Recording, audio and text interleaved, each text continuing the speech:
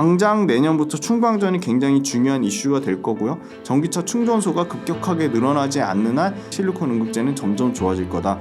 2030년 기준으로 글로벌 ESS 시장이 10배 이상 성장할 거로 보고 있습니다.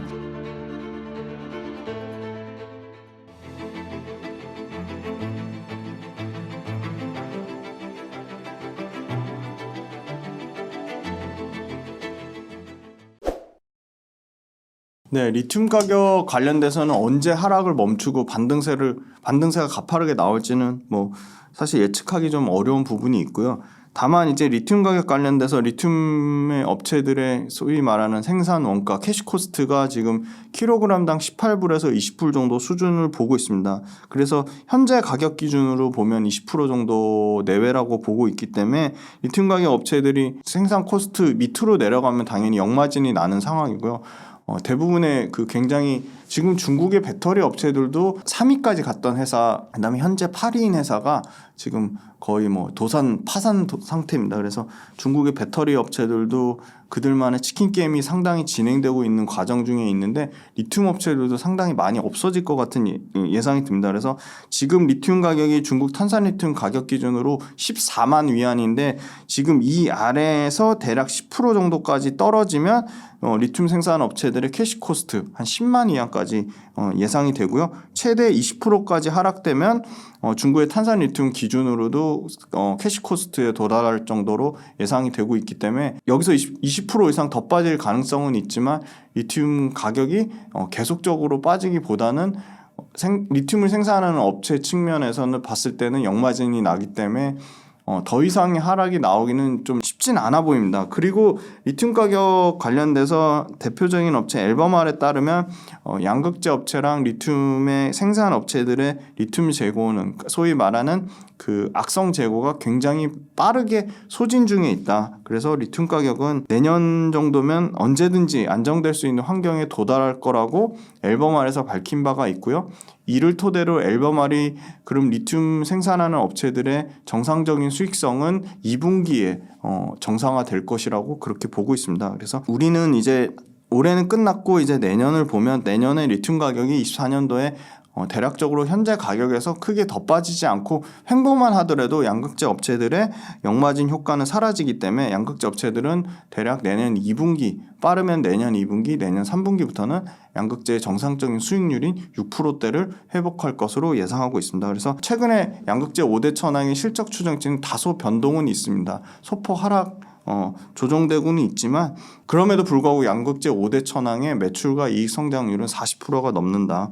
포스코 퓨처엠부터 먼저 말씀드리면 내년에 7조 한 1,500억에서 11조 2천억 매출 성장을 예상하고 있고 평균 매출 성장률은 대략 55%를 예상하고 있습니다.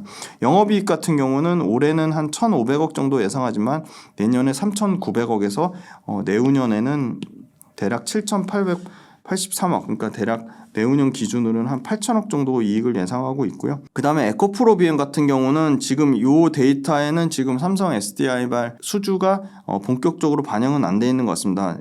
지금 에코프로비엠 네이버 금융 데이터에 따르면 내년에는 한 8조 7천억 25년도에는 12조 8천억을 잡았지만 요거는 충분히 좀 상향 여지가 있지 않나. 그래서 내년에는 한 그래도 9조 5천억에서 한 10조 25년도에는 한 13조에서 한 13조 한 7천억 정도 매출이 나오지 않을까. 리튬 가격이 반등이 나면 그렇게 보고 있고요.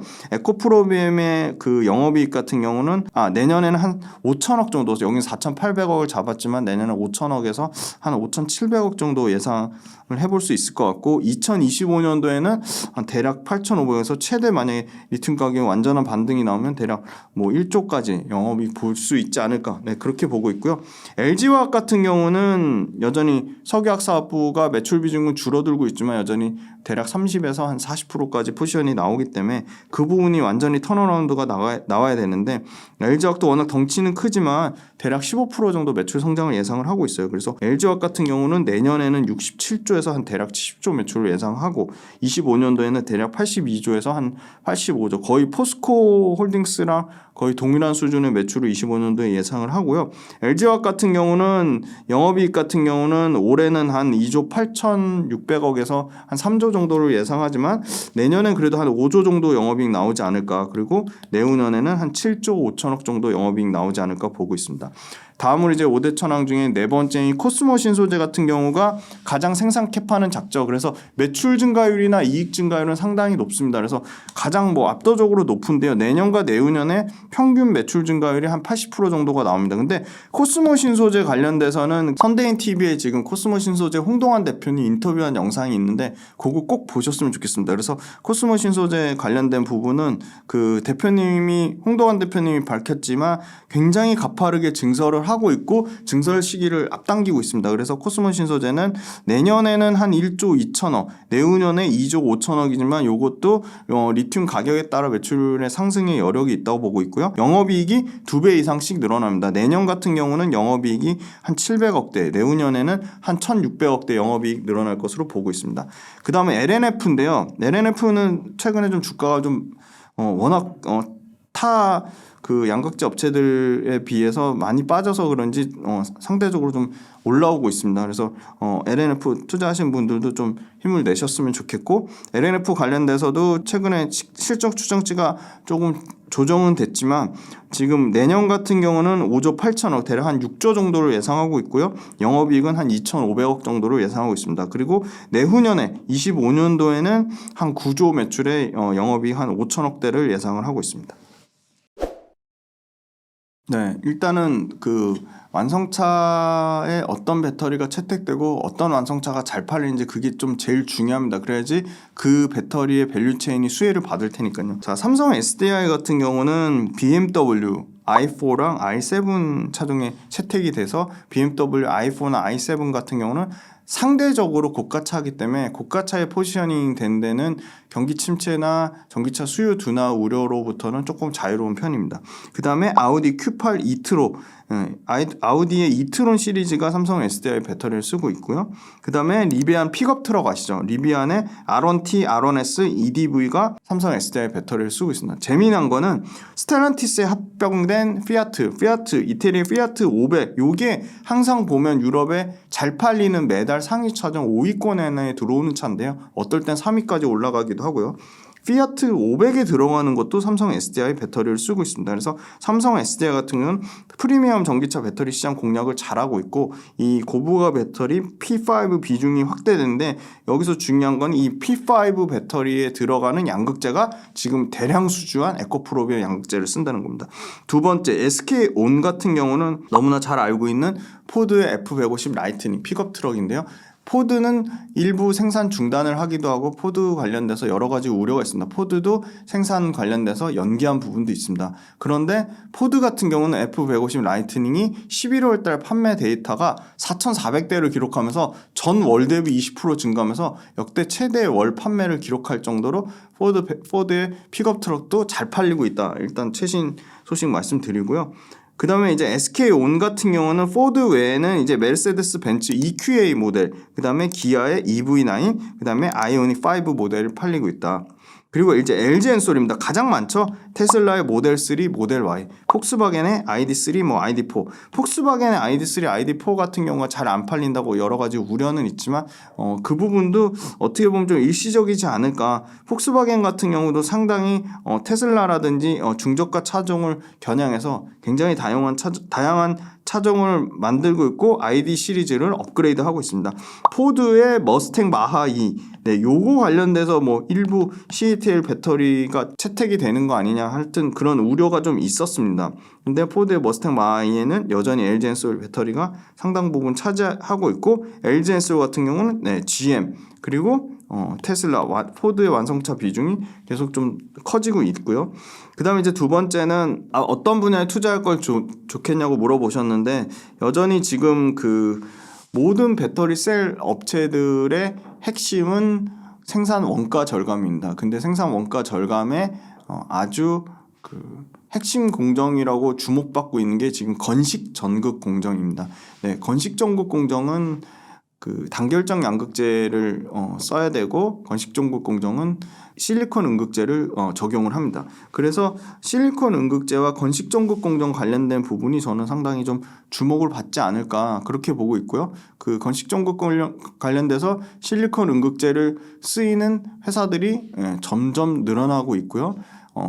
실리콘 음극재의 가격이 비싸다는 흑연 대비 가격이 비싸다는 우려에도 불구하고 각종 대기업들이 SK, LG, LS, 롯데 그리고 포스코는 포스코 퓨처엠의 자회사 포스코 실리콘 솔루션을 통해서 엄청나게 많은 지금 이제 그 실리콘 음극재에 관련된 투자를 하고 있습니다. SK 같은 경우는 SKC 그다음에 SK 머티리얼즈와 그룹 14 그룹 14하고 같이 합작으로 상당히 하고 있는데 대주전자재료가 유일하게 어떻게 보면 중견기업인데 가장 공격적으로 했고 가장 양산 캐파 기준으로도 가장 많고 앞으로도 선점 효과를 최대한 누릴 것으로 보고 있기 때문에 실리콘 음극재는 주목해보자. 왜냐하면 실리콘 음극재 자체가 충방전의 효율을 높이는 측면도 있지만 실리콘 음극재를 기존의 흑연에 조금만 섞어도 음극재가 차지하는 비중을 줄이고 거기에 양극재를 더 많이 넣어서 음극재를 더 들름으로써 양극재를 더 많이 넣어서 에너지 밀도를 훨씬 증가시키는 효과를 볼 수 있기 때문에 당장 내년부터 충방전이 굉장히 중요한 이슈가 될 거고요. 전기차 충전소가 급격하게 늘어나지 않는 한 전기차 자체의 충방전 효율이 좋아야 되기 때문에 실리콘 음극재는 점점 좋아질 거다. 그리고 실리콘 음극재 관련돼서는 실리콘 음극재의 소위 말하는 생산 단가가 실리콘 음극재를 양산하려는 회사들이 점점 많아지기 때문에 실리콘 음극재의 단가 또한 좀 떨어질 거라고 그렇게 보고 있습니다. 그 다음에 이제 중국 배터리 3위, 기존에 3위까지 했고 중국 배터리 시장 침투율을 5% 이상 차지했던 회사들이 그 중국 정부의 개입으로 JEV라는 회사입니다. JEV라는 회사가 지금 파산 위기에 있고요. 그 다음에 중국에서 지금 8위에서 9위권이 페러시스 에너지. 항상 보면 왜 시장 침투율에 8위에 나오는 회사죠.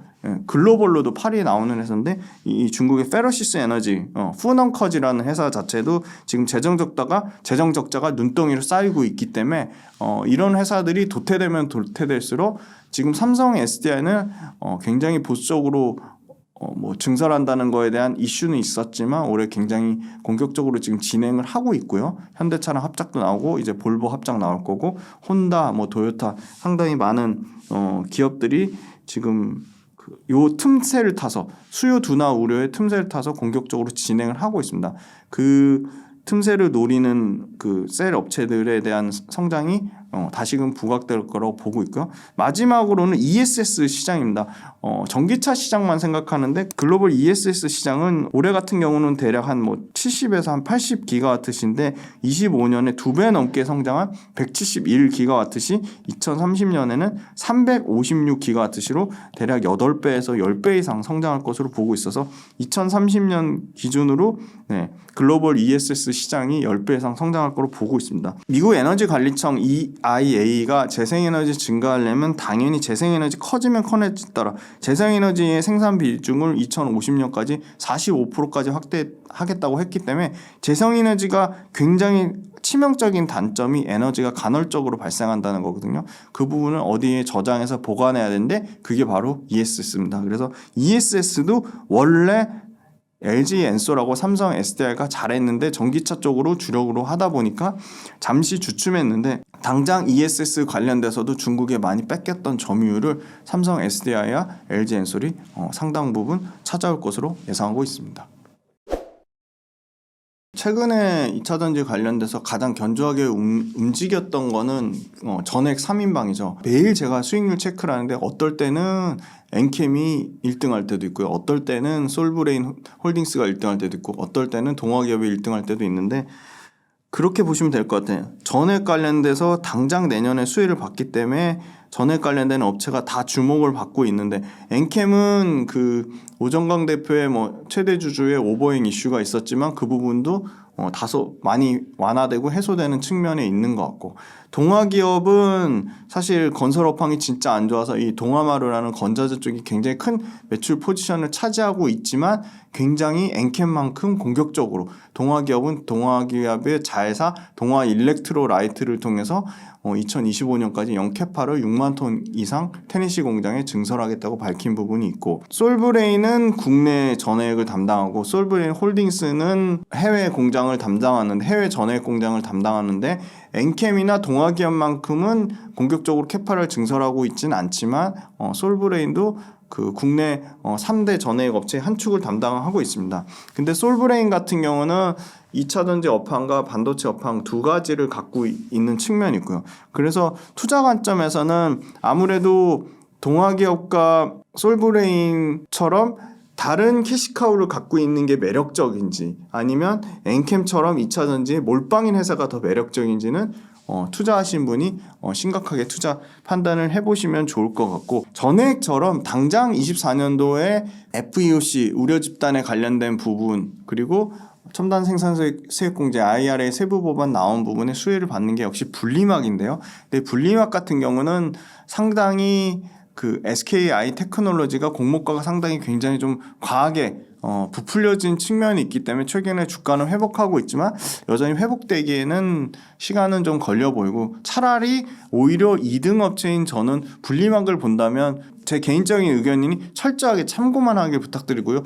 제가 여기서 말씀드리는 종목들은 절대 종목 추천이나 권유나 매수 매도를 말씀드리는 게 아니고 투자 아이디어 분석 차원임을 다시 한번 꼭 강조해서 말씀드립니다. 그래서 분리막 같은 경우는 삼성 SDI의 강력한 밸류체인인 WCP 관련된 부분 회사를 공부해 보시면 좋을 것 같고, WCP도 WCP의 대표님 인터뷰한 영상이 있습니다. 그거를 꼭 보시면 좋을 것 같습니다. 그래서 분리막 쪽에서는 WCP 그리고 전해액 쪽에서는 솔브레인, 엔캠, 동아기업인데 전해액 관련돼서는 완전히 캐시카우를 전해액에 포커스 맞춘 회사랑 아니면 vs 전해액도 캐시카우로 갖고 있으면서 다른 뭐 반도체라든지 건설 쪽에 다른 또 캐시카우를 갖고 있는 회사, 캐시카우가 한쪽에 쏠린 회사, 2차 전지에 집중된 회사가 나은지 아니면 2차 전지에 집중되어 있지 않고 캐시카우를 다양하게 갖고 있는 회사가 투자 관점의 매력도가 높은지,